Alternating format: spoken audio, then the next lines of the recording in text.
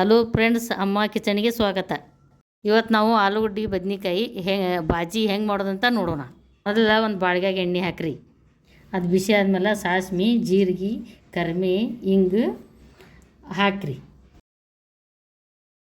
ಈಗ ಒಂದು ಉಳ್ಳಾಗಡ್ಡಿ ಹೆಚ್ಚಾಕ್ರಿ.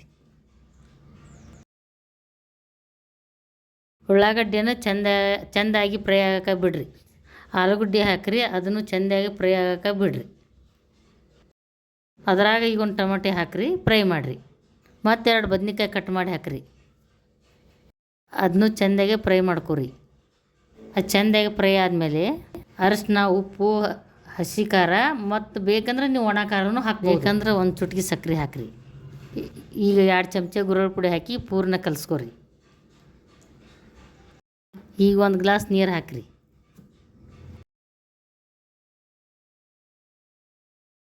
ಈಗ ಮೀಡಿಯಮ್ ಉರಿಯಲ್ಲಿ ಕುದಿಯಾಕೆ ಬಿಡ್ರಿ. ಈಗ ನಮ್ಮ ರುಚಿಕರವಾದ ಮಿಕ್ಸ್ ಬಾಜಿ ರೆಡಿ. ನಿಮಗೆ ಈ ವಿಡಿಯೋ ಇಷ್ಟ ಆಗಿದ್ದರೆ ಮಾಡಿ, ಸಬ್ಸ್ಕ್ರೈಬ್ ಮಾಡಿ. ಎಲ್ಲರಿಗೂ ಧನ್ಯವಾದಗಳು. Thank you.